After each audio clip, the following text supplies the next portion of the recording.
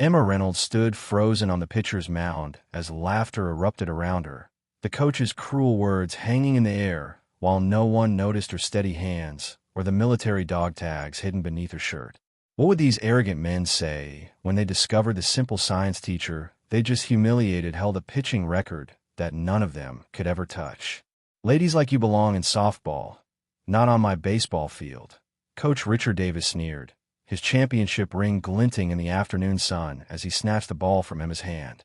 His players snickered, several holding up phones to record her shame. The Westfield High baseball team had gathered to watch their new coach demonstrate her skills, but Davis had deliberately set her up to fail, making her face the school's star hitter with impossible pitch requirements. Emma quietly picked up her glove, her eyes briefly meeting Davis's with unusual composure. No anger flashed across her face, just a calm assessment that made Davis shift uncomfortably before he masked it with another smirk.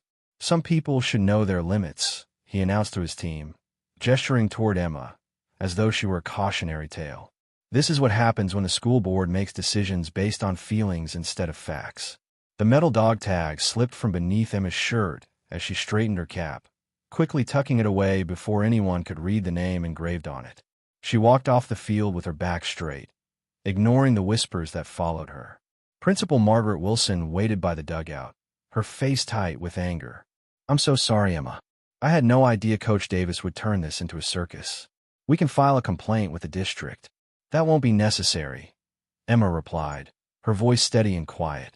"But the way he treated you isn't important right now," Emma said, watching the players begin their drills under Davis's direction. "What's important is that those kids need a coach, and Westfield needs a team." Wilson sighed. "After today, I doubt any of them will give you a chance." Emma's eyes followed Jason Miller, the team captain, as he practiced his swing. "They might surprise you." She picked up her bag and headed toward the parking lot. "I'll see you tomorrow for practice. You're still willing to do this?" Wilson called after her. Emma didn't turn around, but her voice carried clearly across the field. "I've faced worse than a man with a clipboard who thinks a woman can't understand baseball." In the teacher's parking lot, Emma sat in her old Honda, hands gripping the steering wheel as she took slow, measured breaths. On her phone screen, notification after notification appeared, the video of her humiliation already circulating through the school's social networks. One message from an unknown number simply read, "Quit now before you embarrass yourself more." Emma started the car, driving past the gleaming Eastridge High School where Davis coached his championship team. The marquee out front proudly displayed, "Home of the Champions, 5 years running." She turned away, heading toward the quieter, older part of town where rent was cheaper. Who was this woman that the town had so quickly dismissed? And what would make her stand her ground against such public ridicule? As Emma drove away from the jeers and laughter, one thing became clear. They had just mocked the wrong woman. Light crept through thin curtains as Emma completed her morning shoulder exercises, the familiar burn a reminder of both loss and resilience. Her modest 2-bedroom apartment in Millbrook held few personal touches except for one treasured photograph. Her father in his professional baseball uniform, his confident smile a stark contrast to his current condition. "Rise and shine, Dad," Emma called softly, entering the second bedroom where Frank Reynolds lay, his once powerful pitcher's hands now trembling with Parkinson's. At 68, the former MLB pitcher who'd once commanded stadiums with his fastball now struggled to hold a spoon steady. "Big day today?" he asked, his voice stronger than his body. Emma nodded, helping him sit up. "First official practice as coach." Frank's eyes, still sharp despite his illness, studied her face. "Those kids have no idea what they're getting, do they? And that's exactly how I want it." Emma adjusted his blanket. Some advantages work best when nobody sees them coming. 5 years ago, Emma had been a star pitcher for the military baseball team, setting records in the Armed Forces League before a shoulder injury during her third deployment ended both her military and baseball careers. Military doctors had insisted she'd never pitch competitively again. Now, at 34, she taught science while caring for her father, whose medical bills consumed most of her salary. After breakfast and getting Frank settled with his home health aide, Emma packed her coaching bag. Her phone buzzed with texts from Principal Wilson. 3 more players had quit the team overnight after seeing the video. That left barely enough for a functioning team.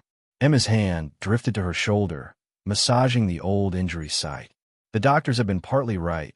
She couldn't throw with her former velocity. But what they hadn't understood was that pitching wasn't just about power. At Westfield High, the science building stood in stark contrast to the gleaming athletic facilities. Emma's classroom reflected her teaching style: organized, practical, and surprisingly engaging. Students who dismissed her quiet demeanor quickly learned she had little patience for laziness, but endless time for those who tried. Ms. Reynolds. A girl lingered after the final bell.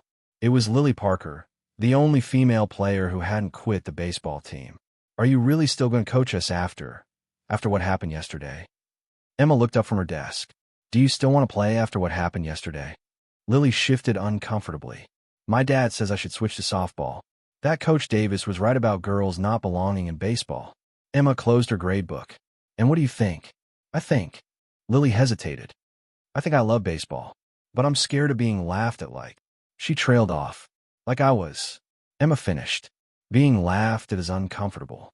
Giving up something you love because someone else thinks you don't belong? That's heartbreaking." A notification flashed on Emma's phone. Another video circulating, this one edited to make her look even more incompetent. Coach Davis's voice narrated over it. "This is who they expect to coach baseball? This is why Westfield will never beat us." Emma silenced her phone, but not before Lily saw it. The girl's face fell. "You know," Emma said quietly, "before I taught science, I had another job where people often told me I didn't belong." She reached in her desk drawer, removing a small box. Inside lay medals and patches from her military service. Sometimes the people who say you don't belong are just afraid of what might happen when you prove them wrong. As Emma headed to the field for practice, she wondered how many players would actually show up. Would they give her a chance? Or had Davis's public ridicule already poisoned any possibility of respect? The field came into view, and Emma stopped short. 7 players stood waiting, barely enough to field a team. And at their center stood Jason Miller, the team captain who had laughed the loudest at her humiliation yesterday. What could possibly make these skeptical young men trust her leadership after such a disastrous introduction? And how would Emma handle the growing personal attacks from Coach Davis, whose championship reputation gave weight to his every dismissive word?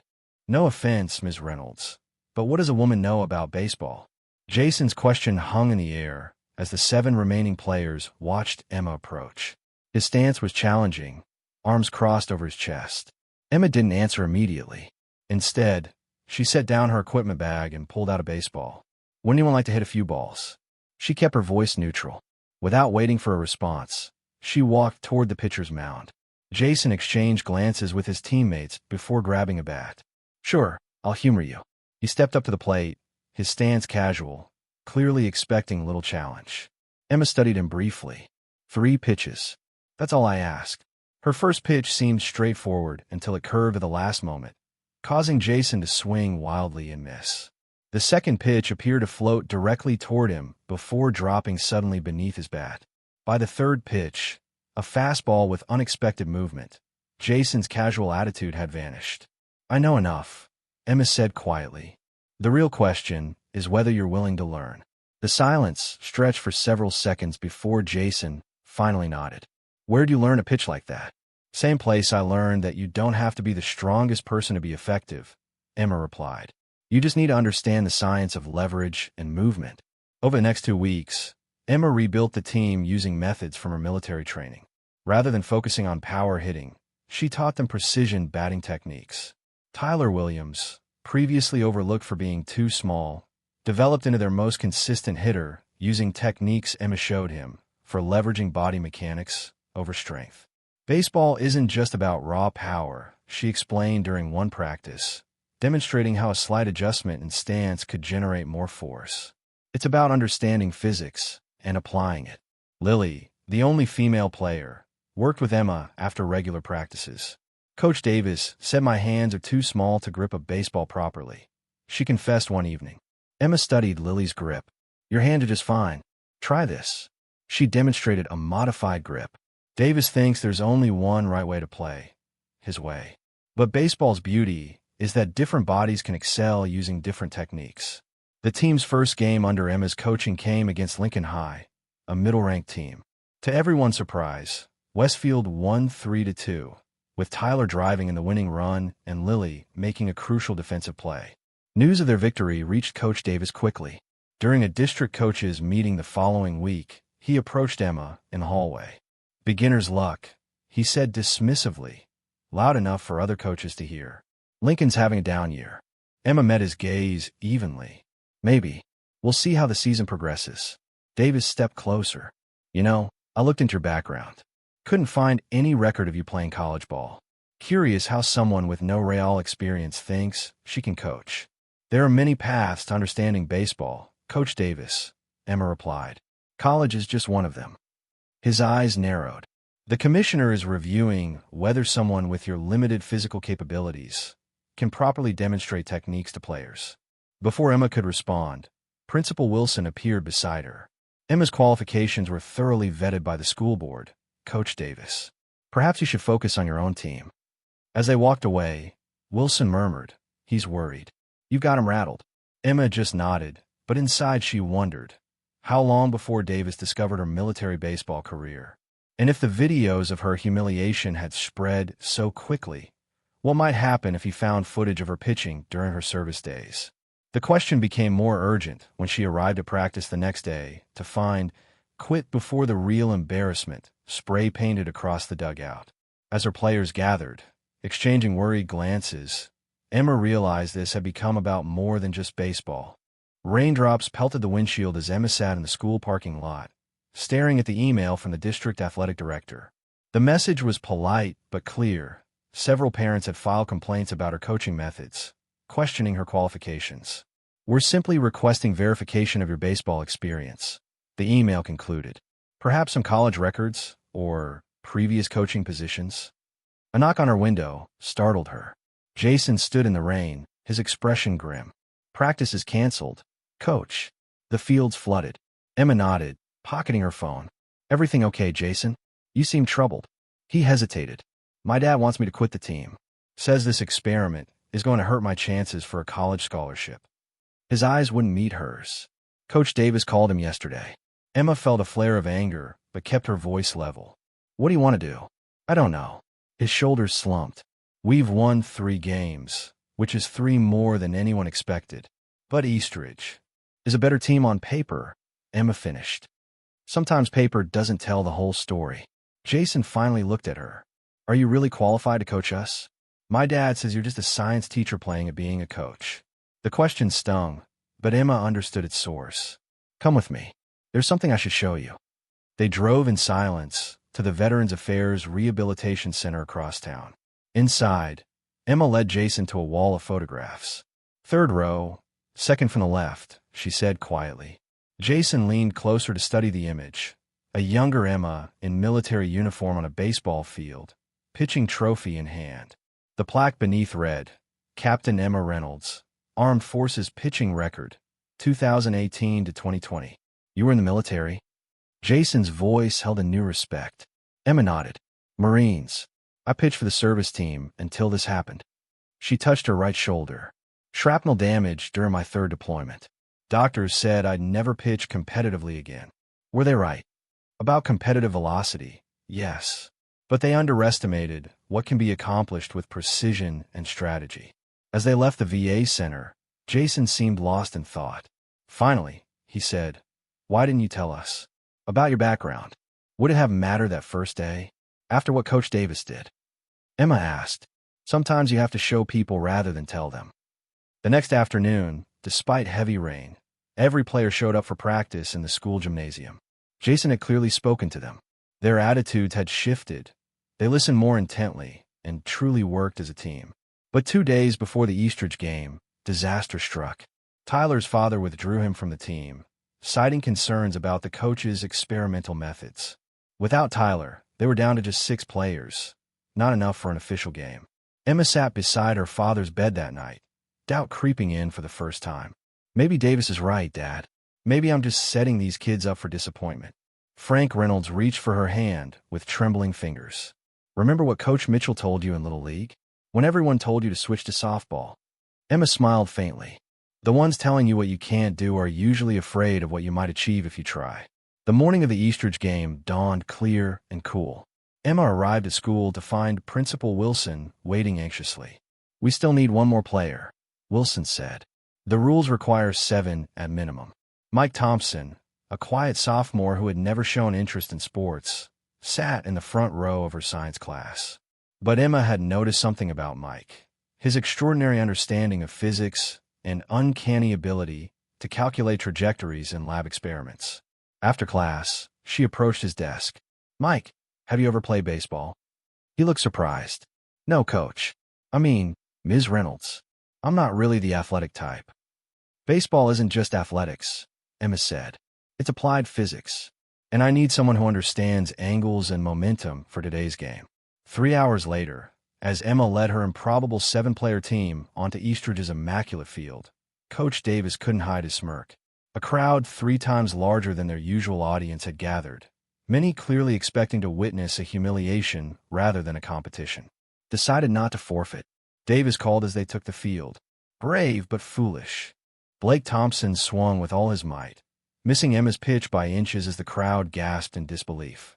For 2 innings straight, Westfield had somehow held Eastridge scoreless, something no team had managed all season. Emma's strategy of positioning fielders, based on Mike's physics calculations, was working perfectly. Every Eastridge batter found their usual powerful hits landing directly in a Westfield player's glove. In the dugout, Coach Davis's face had turned an alarming shade of red. "This is ridiculous," he shouted at the umpire. "She must be doctoring the ball, or using some trick." The umpire shrugged. "The ball's a regulation. Your players just can't hit them." Emma maintained her calm exterior, but inside her heart raced with each pitch. Her shoulder ached increasingly with every inning, a painful reminder of the injury that had ended her military career. She hadn't thrown this many consecutive pitches since her rehabilitation. "Coach," Lily approached hesitantly between innings. "I noticed something about their cleanup hitter. He shifts his weight before he swings at anything low and inside." Emma smiled, impressed by the observation. "Good eye. We can use that." By the 5th inning, with the score still tied 0-0, Davis was frantically calling timeout to give new instructions to his increasingly frustrated players. Emma noticed him studying her carefully, his expression changing from dismissal to suspicion. "I've seen that pitching style before," he muttered to his assistant coach, just loudly enough for Emma to overhear. "Check the military league records." Emma felt a flicker of concern. Her military baseball career wasn't a secret, but she'd never advertised it either. If Davis discovered her background mid-game, he might use it to further challenge her qualifications or accuse her of deception. In the bottom of the 5th, something changed in Davis's strategy. Instead of swinging for power hits, his players started bunting and hitting short grounders, forcing Emma's minimal 7-player team to cover more ground. The tactic worked. Eastridge scored 2 quick runs before Westfield could adjust. "That's more like it," Davis called out smugly as his players returned to the dugout. "Their little science experiment is falling apart now." Jason glanced worriedly at Emma as they prepared to bat. "Coach, they figure us out." Emma nodded, wincing slightly as she rotated her shoulder. "So we adapt. That's baseball." Mike, the physics student who'd never played before, approached the plate for his first ever at-bat. The Eastridge players moved in close, expecting an easy out. Mike looked terrified. "Just remember what we practiced," Emma called calmly. "It's just applied physics." Mike connected with the ball, not powerfully, but at precisely the right angle to send it into the gap between outfielders. The unexpected hit started a rally that tied the game at 2-2 entering the 7th and final inning. As Emma prepared to pitch the top of the 7th, Davis approached the umpire, holding his phone. "I want to file a formal protest," he said loudly. This coach deliberately misrepresented her qualifications. The umpire frowned. "What are you talking about, Davis?" "Emma Reynolds was Captain Emma Reynolds of the Marine Corps baseball team," Davis announced, loud enough for everyone to hear. "A ringer brought in to humiliate my team under false pretenses." All eyes turned to Emma, standing quietly on the mound. The dog tag she usually kept hidden had slipped out from her shirt, catching the afternoon sun. "Is this true?" the umpire asked. Emma's players looked confused, uncertain whether to feel betrayed or impressed. How would Emma respond to having her past exposed as an accusation? And with her shoulder clearly bothering her more with each pitch. Could she possibly complete this final inning against Eastridge's best hitters? Principal Wilson stepped onto the field, her voice carrying authority despite her small stature. There's nothing in the district rules prohibiting a coach with military experience, she stated firmly, facing down Coach Davis. In fact, I'd say service to our country should be respected, not used as a weapon. Davis wasn't backing down. She deliberately hid her background. Did I?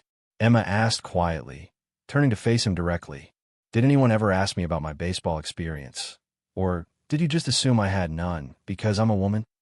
A hush fell over the crowd as Davis struggled to respond. The umpire cleared his throat. Unless you have a specific rule violation to cite, Coach Davis, we need to continue the game. Emma returned to the mound, but the pain in her shoulder had intensified. As she threw her warm-up pitches, she could feel something wasn't right. Her first pitch to Eastridge's lead-off hitter sailed wide, something that hadn't happened all game. Jason jogged to the mound. Your shoulder, he asked quietly. Emma nodded slightly. I can finish. You don't have to. You've already proven your point. He glanced toward Davis, who was watching intently from the dugout. Let me pitch. You've taught me enough. Emma studied his face, seeing not just determination, but understanding. She handed him the ball and walked to the dugout amid confused murmurs from the crowd. From the Eastridge dugout, Davis smiled triumphantly. Giving up already? I knew she couldn't finish what she started. But Emma wasn't done. As Jason took the mound, she gathered her remaining players. Jason's pitching. We're changing our defensive strategy.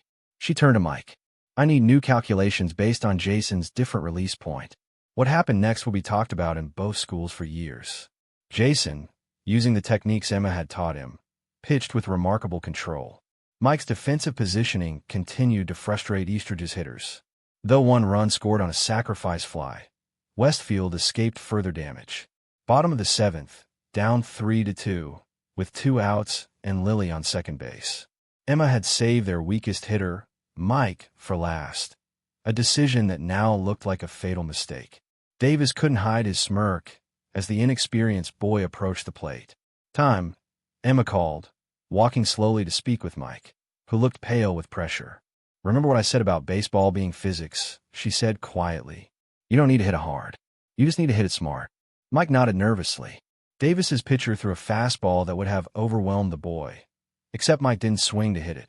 Instead, he used Emma's technique, simply redirecting the ball's momentum with a perfectly angled bunt that dribbled down the third baseline.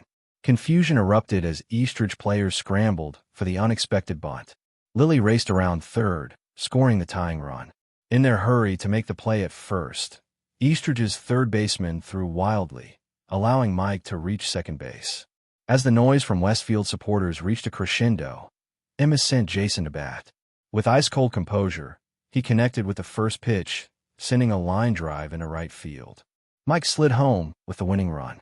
Davis stormed onto the field, protesting to the umpires, but the game was over. Westfield's impossible victory stood.